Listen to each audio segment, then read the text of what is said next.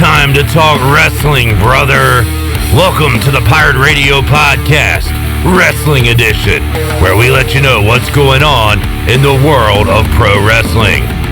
Now, live from the Pirate Radio Studios in Greenville, North Carolina, here are your hosts, CJ Schaeffer and the big dog, Glenn Griffin.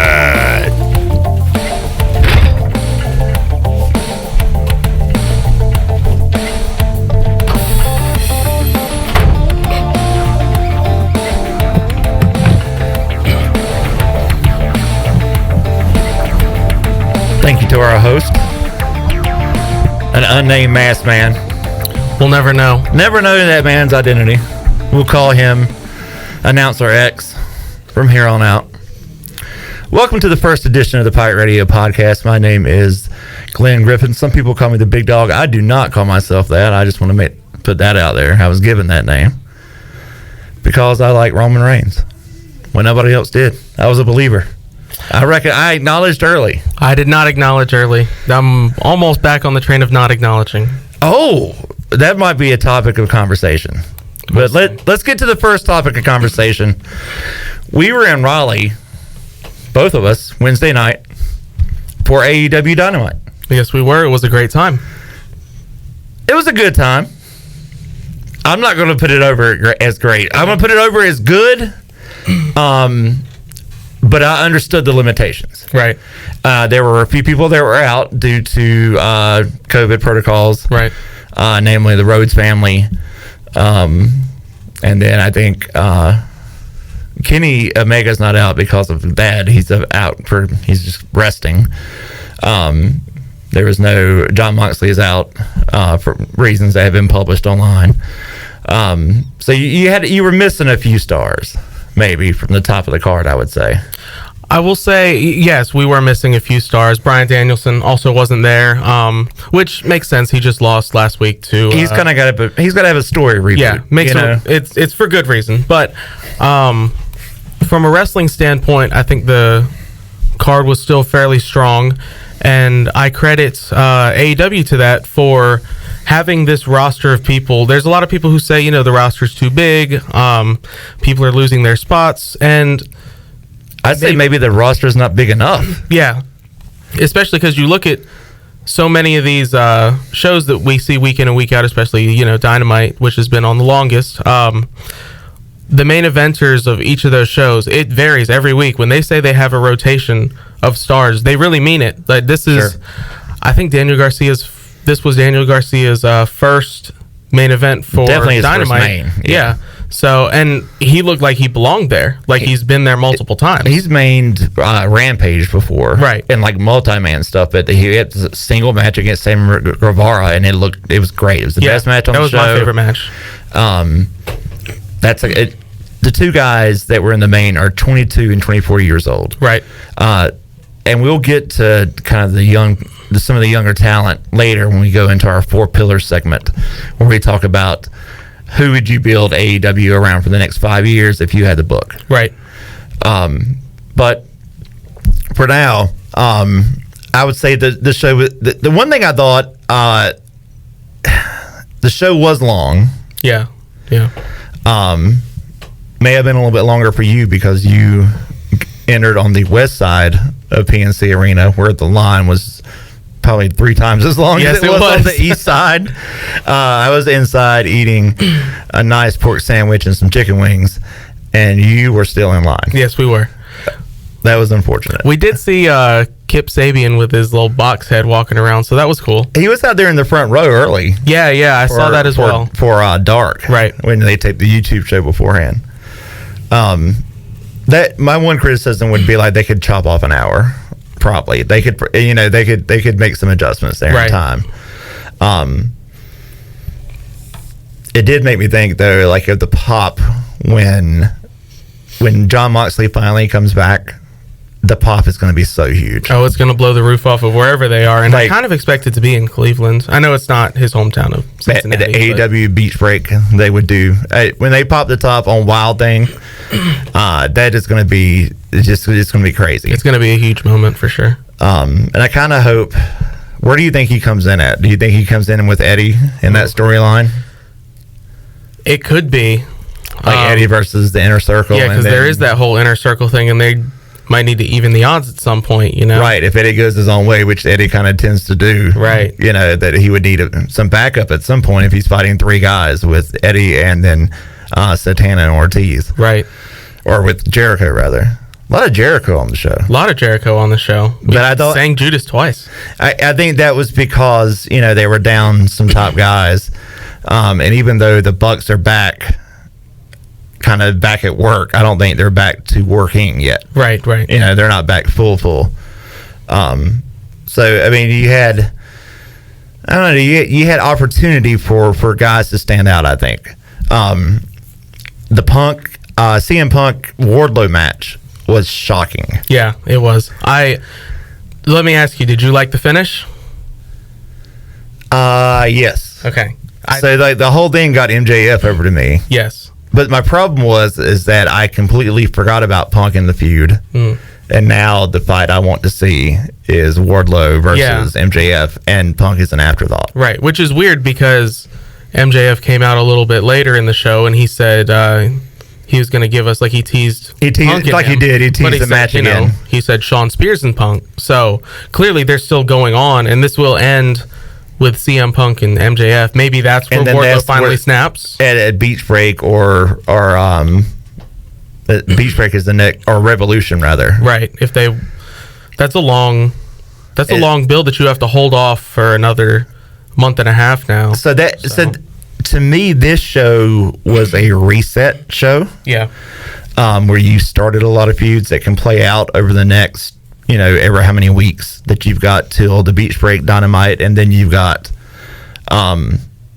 Revolution as a pay-per-view in March, correct? Yes. So you got some time and some space to fill. So, like, there's so many matchups you can do out of the Elite versus the Best Friends. Right. Especially now that, and correct me if I'm wrong, this is the first time that they've put Britt and Adam Cole on screen at the same time. Yeah, that's the first time we've seen them on TV together. I think they've addressed it before. Sure. Yeah, but this would be the first time we saw them on TV. A huge moment. Yeah. And that was very cool to see as a big mark for Britt and her work. And it seems like it'll be this way going forward. She's going to be around with them going forward. And she fits. Yeah, no, for sure. She she is a I had a word for it earlier, and I don't think I can say it in the podcast, but it's like she fits like they're like pugilists. Like they just go out and pick fights and are punks and that type of thing. You know, they just kind of run their mouth and that's just their vibe. And she's kind of done that anyway with Rebel and Jamie Hayter to begin with. They're kind of like some high school bullies that, you know, she's gonna say she's gonna kind of think she does it better than her man. To be honest. Great. Another one to touch on. So, okay. So let's wrap up the show experience with this thought. How did you think it compared to past experiences you've had at WWE?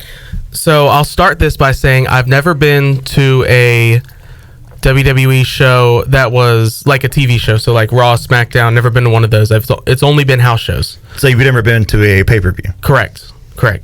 All I've ever been to around, and it was all around the area. No, I didn't travel far for anything. Was like a house show.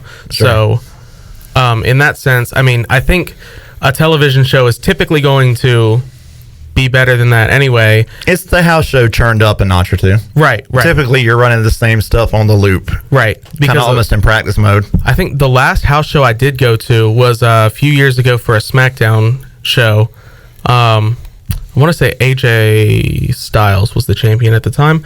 And this was in Greenville, actually. So twice we've had the house show before pay-per-view. And it's been the pay-per-view. Yeah. The layout's been the pay-per-view. Yeah, like you can see the spots. Mm-hmm. Yeah, you definitely see the spots. Yeah. It happened with AJ. It was a cage match versus Sami Zayn here in Greenville. Yep. And then the previous show, our main was Bray Wyatt and the then Dean Ambrose. Yeah. In some sort of like TLC setup match. and just the table spots, the spots for the kendo stick, it was all there. Yeah. So it was cool to kind of get a preview of what you were going to see on the actual pay-per-view when they had those matches.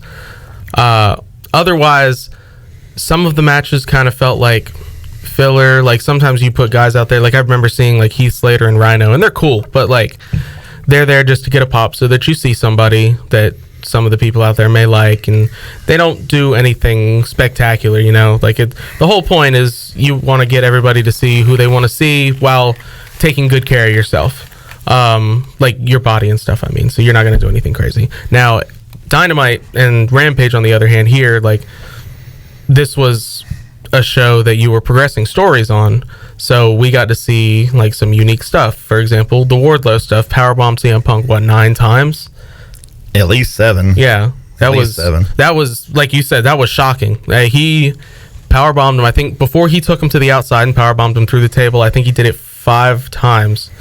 And I remember thinking to myself, I was just sitting there, I was like, wow, because like CM Punk's my favorite of all time. So I was just sitting there and I'm like, wow, I think the first time I watched CM Punk live, he just died. So. It was similar, like if he had faced Brock at the height of Brock's powers, right? When Brock was just doing squashes mainly, right, as champion, like it felt similar to that. And that's kind of, I think that's going to be the build up to Wardlow, is that he's holding back, and then he unleashes on MJF. Yeah, you know? Kind of feels like I think you mentioned this actually. It's Batista. Yes, it's exactly. Batista Triple H. Yeah, all over with Evolution. Again. Yeah. And I will say this: I was sold on Wardlow after the show. He's got the look.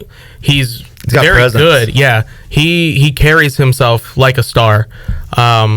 And I saw something posted online about this, about CM Punk got over his PTSD of working with big men after the Ryback thing.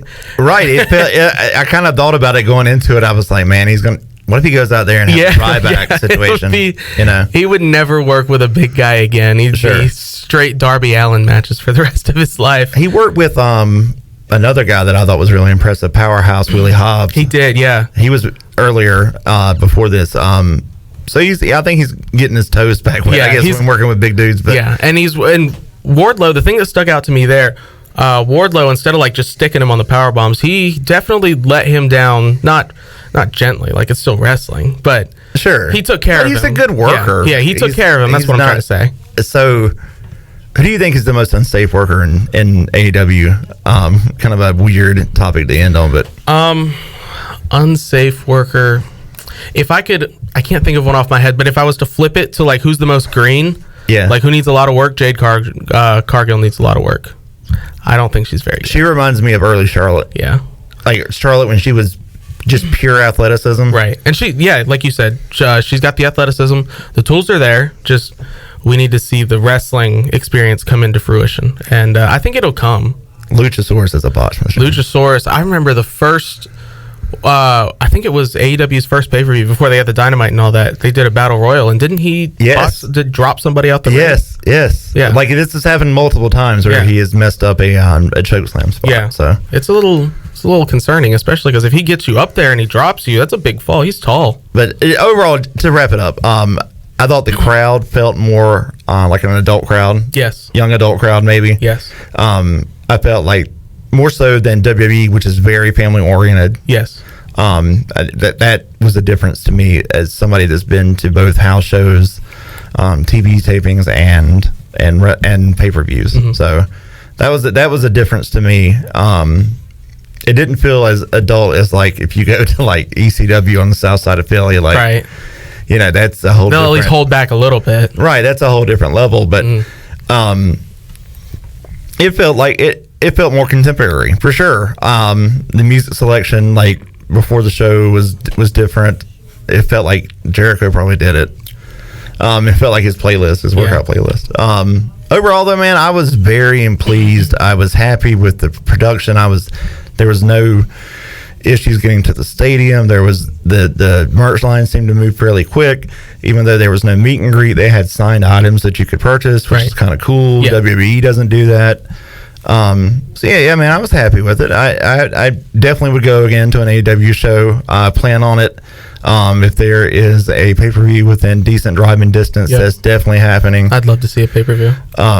So let's move on to our next segment. Push it, bury it, and that's gonna probably the hottest button topic between you and I out of the AEW show. The AEW show in Raleigh really presented Adam Cole as the top guy. Adam Cole's not a top guy. Okay. So my beefs with Adam Cole are that he is a stay-at-home house husband that plays video games all day and doesn't go to the gym and work out and get a tan like a real wrestler. I'm going to give the camera a look like The Office real quick. Are y'all hearing this? Get a load of this guy. He's not a top guy. He's a B-level guy. And let me... Before I tell you you're wrong, I want to explain. Push It, Bury It is going to be a segment that we do, hopefully every show, where we're going to present some ideas, mainly like booking ideas, and we're basically going to talk about whether we like it, which will be push it, or we don't like it, which is bury it. You're burying the idea that Adam Cole is a top guy. I'm pushing the idea that Adam Cole is a top guy because I think the whole point of Adam Cole isn't to look like he isn't like the guy that you would expect to be the guy. That's why, with even all the way back 10 years ago, he surrounded himself with Mount Rushmore in PWG, the Kingdom in Ring of Honor.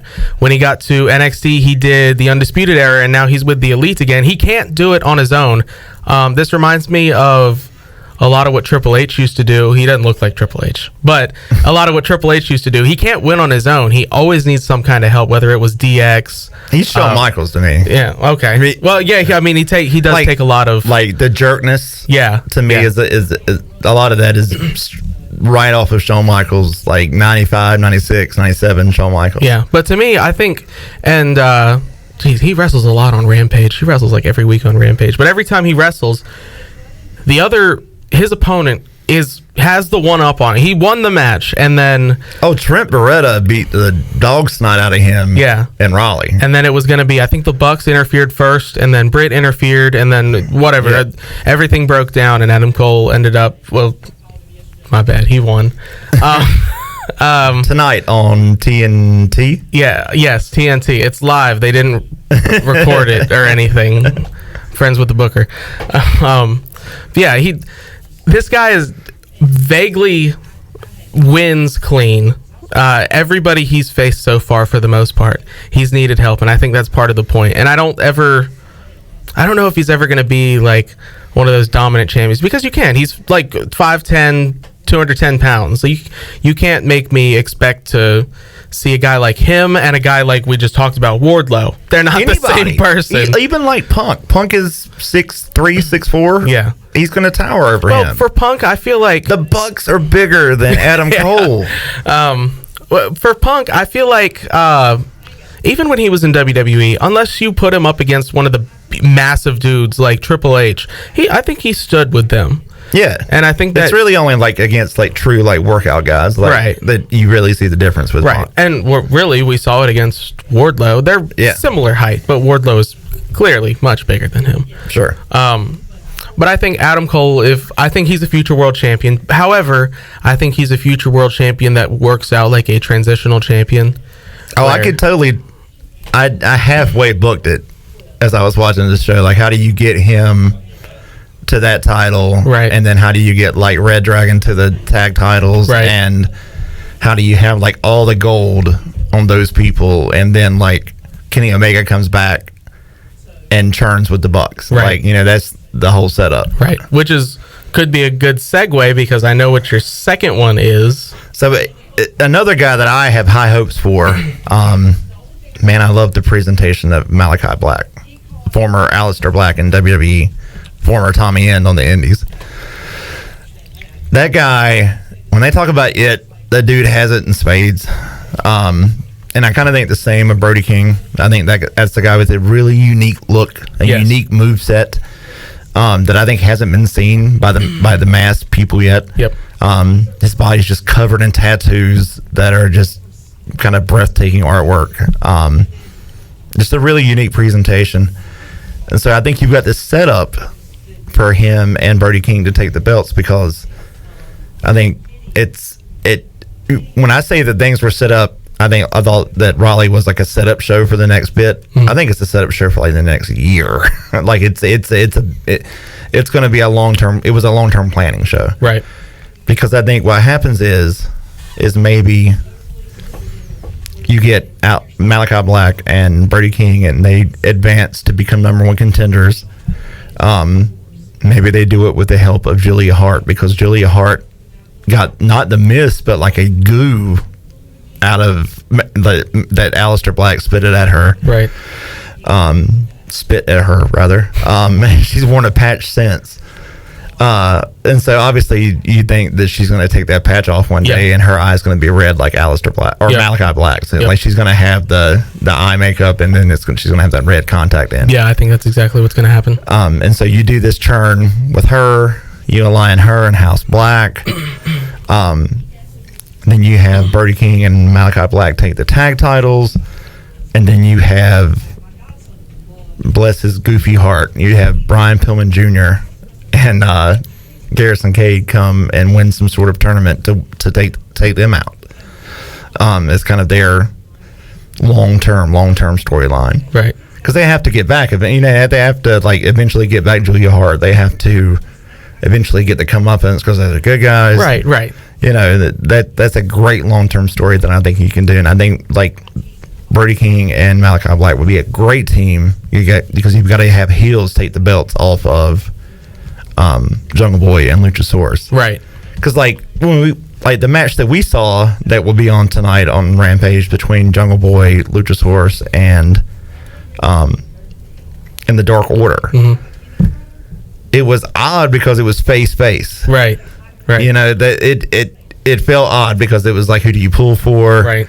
But I will say this: I thought that John Silver and Alex Reynolds of the Dark Order were amazing. Yeah, they were really good. And John Silver's so unique. Yeah, if I were to pick one thing that sets AEW apart from WWE the most, it's tag team wrestling. They oftentimes prioritize tag team wrestling. Sure. And there are... I mean, it's because of the Bucks. Yeah, absolutely. Like, and the Bucks totally get it. Right, and it shows with every tag team. It's not... And you're not trying to say that. I know it's not just the Bucks. They are the reason that there are so many. I'm saying when you've got a one of the better tag teams as your executive vice president, that tag team wrestling can get prioritized a little bit up the chain in comparison to what it is in WWE. Right. I remember FTR is still my favorite tag team in the world, and when I saw FTR first as the Revival in NXT, for some reason, for me, it was immediately clicking with me. That just worked. And there, I saw them head and shoulders above the rest of the division. And then they move over to NXT. I still think they're the best, personally. However, there are a lot of tag teams like the Bucks, Red Dragon, even new tag team, Brody King and Malakai Black. There are so many tag teams. Phoenix will come back. You have Phoenix and Pentagon. Yeah. There are so many great Santana tag teams and Ortiz get left out of the stack a lot, and they're amazing. There's just so much. There's so much. Right. They have a wealth of talent. Yes. And I think it's great. I think it's great for them that they have so many tag teams that they can rotate in and out, and there's always a fresh story to tell with tag team wrestling. Sure. Movement. Speaking of kind of the future and what they've built, let's talk about the four pillars. Okay. Next to last segment. AEW for the next 5 years. Who would you build around? So like the point of the four pillar segment is you get to choose four. We'll pose a question like this time. Who would be the four people in AEW that you would build around for the next 5 years? And then you make those choices. Okay. Kind of a Mount Rushmore, but not. And I think we're going to have differing opinions here. I expect us to. Yeah. So I would like to hear your first choice first. Okay. Do you want to go in order of like who would be your top priority for the company? Yes. Okay. Top priority for the only company. guys that are signed currently. Okay. Top priority would be take care of Adam Page, your world champion right now, is the correct world champion, and he is the future, not just of AEW, he is a cornerstone of professional wrestling for the next 10 years. Okay. My first round draft pick, if I had to pick pillars, I'm going to institute the rule that we can't pick the same pillars. Okay. So we have to have different So we're going to go pillars. 1-1. Yes, we're going to go picks. Next 5 years, I really need MJF. Okay. I thought after that show at the PNC in Raleigh, I thought he was the top guy as far as like the most potential. I think he can go with anyone on the mic. If they got lucky and brought in Heyman or Cena or The Rock, like that's who you put in the ring with them. Yeah, it's and he MJF. wouldn't look lost. Like he belongs. He would swim. Mm-hmm. That dude can swim with the sharks. He's the guy when it comes to mic skills. And I partially wonder if this CM Punk feud was purposely placed right now to get CM Punk's feet wet a little bit, getting back on the mic, and now that he's back into the swing of things, okay, give him the best we got. And now, sure, because CM Punk's it's a more traditional feud that right. Punk's been working. Sure, right. And for Punk, as y'all know, it wasn't so much his in-ring ability, which he's a very good wrestler. However, it was always the character, it was always the mic work that really compelled me. And he's getting back into the swing of things, and why not give him, the best mic worker they have to work with right now? Right, sure. And it's really elevating both of them, and I feel like the payoff for this feud, even though part of it's going to be Wardlow, it's going to be a big payoff that we're waiting for a long time. And that's a great draft pick. It very likely would have been my second pick if not for Hangman. Okay, what's your second? Do you want to do a snake draft? Because I did get the first one. We're not snaking. Okay. So my second choice very much won me over on Wednesday. I will pick Daniel Garcia. Wow. 23 years old. He seems to pluck knowledge from everybody he works with. Every time he wrestles a match, he goes on Twitter and he finds like GIFs, videos, whatever. That I love. And he breaks it down, talks about like what went wrong, what he could have improved on. And he even goes to talk about like previous matches that he's done or like previous matches that he's watched. And he said like, he tweeted about a video about him and Sammy from the match on Wednesday. And he tweeted like, I've seen Sammy do this every match. And instead of taking what I think was going to be like a clothesline or something from Sammy, he caught him and gave him a backbreaker because he said, I've seen this, so I know a solution for it, and it's going to be to catch him.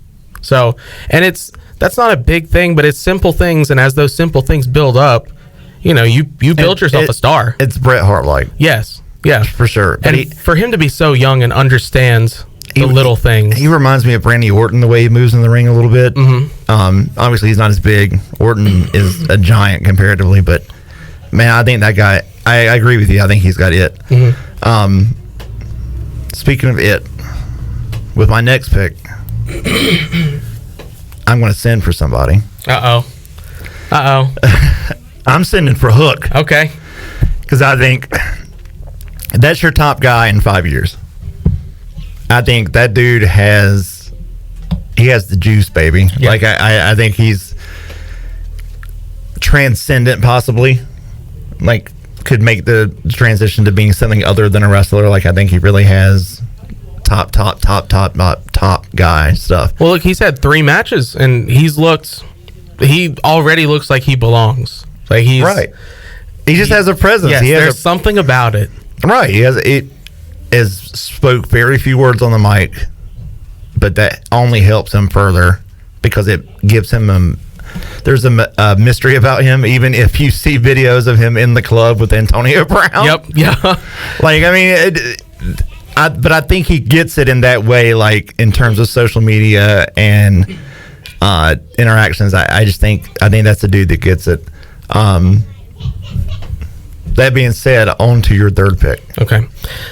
Third pick, I think I've got this right. Third pick is already a pillar. Hypothetical pillar, I guess. I would pick Darby Allin. Nah, he's the pillar. Yeah. He's the confirmed pillar, I would say, because he's on the shirt. Yeah, well, sorry, I meant hypothetical as in like Well, I guess they do acknowledge it now, but they used to not acknowledge that there were like the concept of the four pillars. But now they do, I guess. So So I would pick Darby Allin. I think there's something about him that it not only resonates with me, it resonates with younger people. Because I saw a few people who had like they had their children with them, and they had like Darby shirts. I saw somebody with like Darby paint on them and stuff. Oh, he would have been my next choice. Yeah, he's he reminds me a lot of Jeff Hardy in the sense of a lot of Jeff Hardy. Yeah, he just gets it with. He also attracting throws his body with abandon. Yeah, he makes up for this difference in size by being exceptionally brutal with the way that he kind of contorts and throws his body at people. Yeah. Now with that, I'm glad you said that this would be a 5-year thing, because if you go like 10 years out, I'm not sure if he's there with the way Jeff Hardy and Matt Hardy is still wrestling. Yeah, that's true. We saw Matt Hardy wrestle. That's true. That's true. But he did not look good. Yeah, but he's still there, I guess. Yeah, yeah. No, I'll take Darby. I would take, because I still think that she's got room to grow. I'm taking Britt Baker. Okay. That would have been my next pick. Yeah, I think she's got room to grow. I think she can get to the Charlotte level. She's already there. Yeah. She's already at the Charlotte level. As far as star power goes, if she had a bigger platform to do so, she'd be there right now. And if she was, though they are promoting her more, she was at Barstool this week. She always gets spotlighted if she goes to a game or whatever. She's a big Steelers fan. Yep. Yeah, she's went to Penn State. And she always gets, a spotlight and a pass on the sideline, and they make a big deal out of her. I think she still has room to grow. I would put her and MJF as like the top. Yeah. I drafted Hook early on purpose. Yeah. Because I didn't want you to have him. It was totally keep Hook away. I didn't think you were going to take him, so I was going to save him for last. No. Hook is the top guy. I've got plans for Hook, brother. Yeah. We got big plans for Team Taz at Big Dog Booking. Now, I like that pick a lot, because I think she's had a reign for nearly a year now, I think. And it still feels like there's another step that she can take. Oh, sure. And you're going to see it with her interacting with the Bucks and Cole and Red Dragon and that whole situation. Yep. All right. My last pick. This is, not only do I think this is a wrestler that's going to last for quite a few more years, despite already being 32, this I would anticipate being my most marketable figure as well. Unfortunately, you're not going to like this. Oh, my goodness. But the answer is Adam Cole. Oh, I thought you were going to go in a different direction. No, who did you think I was taking? I thought you were going to take my pick, which is Wardlow. Oh, okay. I see. Wardlow is on my list, and he would have. I think he's the first one I'm keeping out.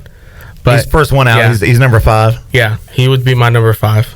But I just think he's got potential in movies. I think he's got Hollywood potential because of his look. It's very unique.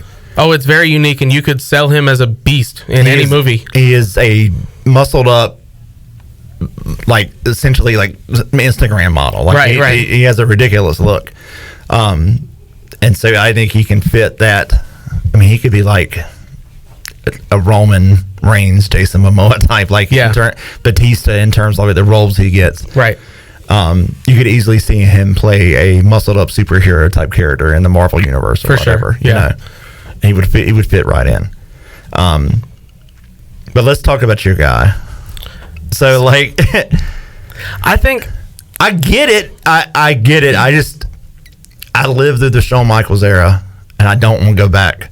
I don't want to go back. I'm done with it, bro. I lived through it one time, and I'm not here for part 2. I think. Well, we're both Brett guys, right? Brett's my greatest ever. Yeah, Brett's my top guy ever. Okay. Yes. So there is room for somebody like Brett, and I still, despite I think he's not right. Brett. Yes. No, for sure. He's Shawn. No, yeah. Now Adam Cole is a spitting image of Shawn Michaels, pretty much. But I am still of the firm belief that if Bret Hart had more influence on today's wrestling instead of Shawn Michaels, wrestling would be better. For sure. But if Bret Hart was running NXT, it would be a much better product. Yes. For sure. However, I still think there's room for a guy like Adam Cole who resembles a Shawn Michaels, because he's going to get several world title reigns. Like, there's room for everybody.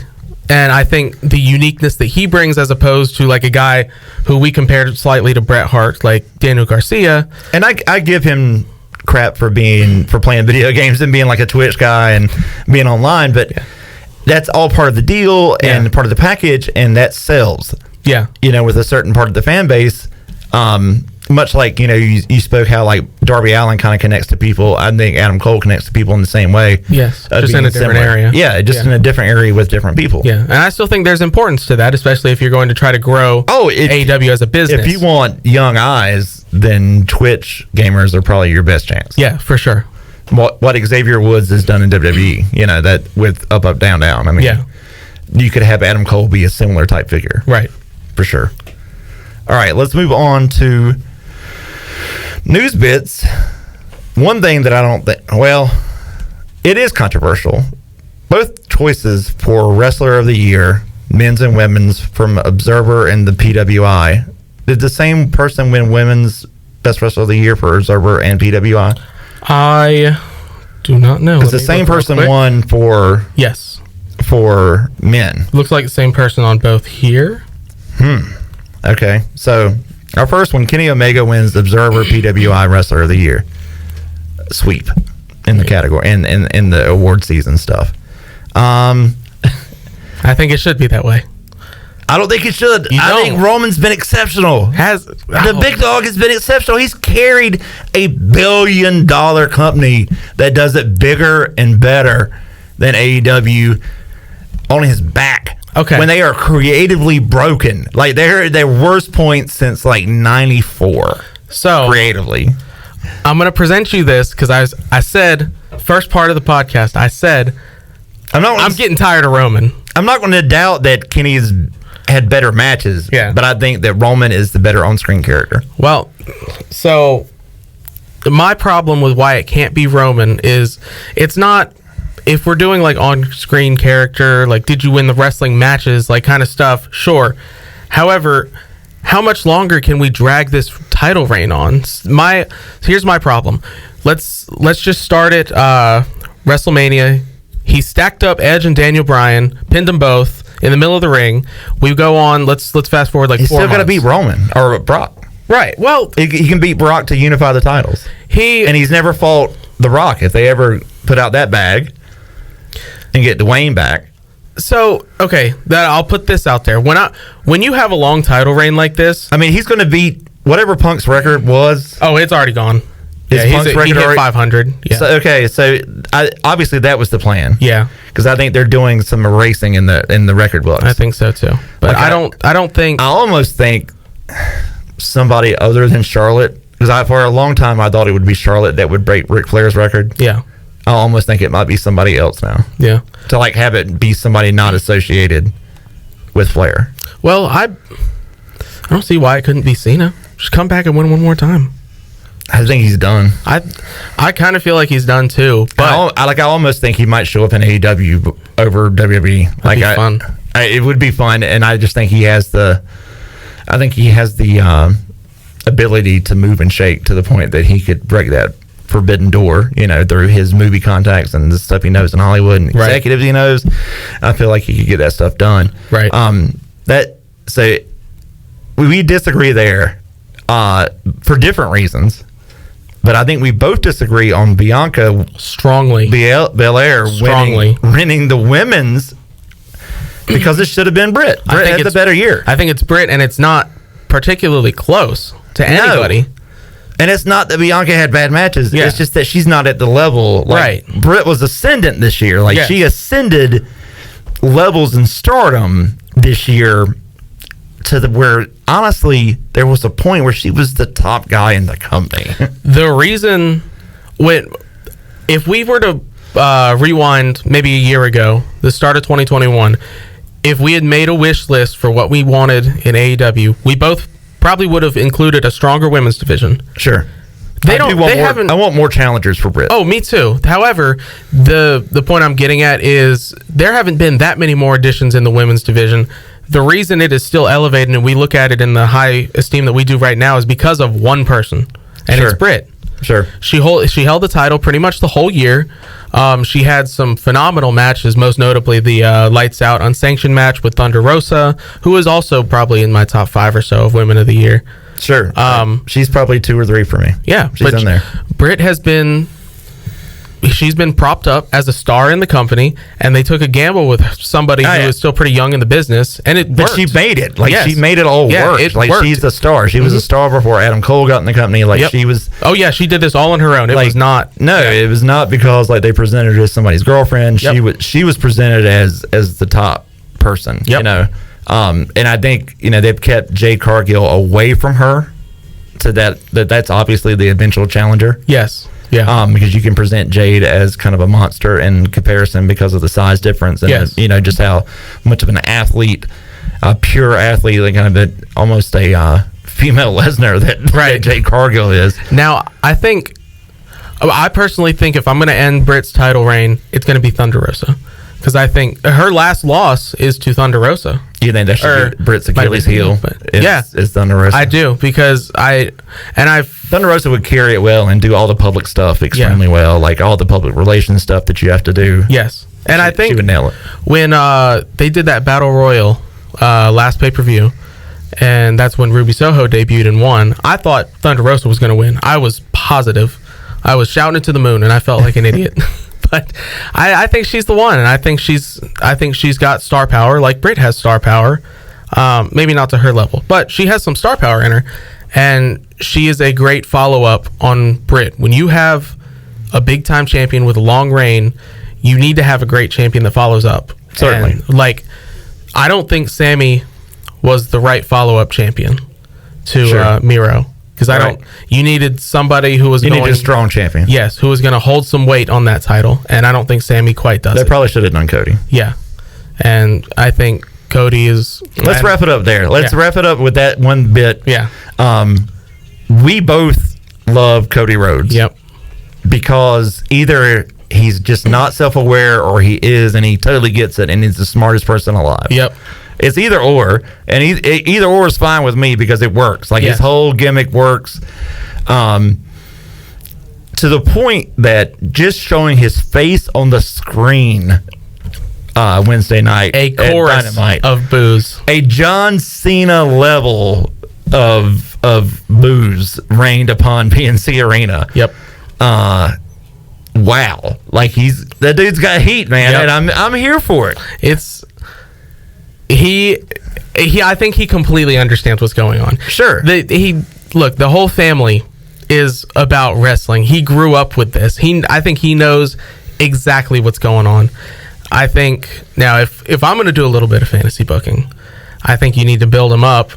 And I think we both think he's the guy to take the title off Hangman, right? Yep. Yeah.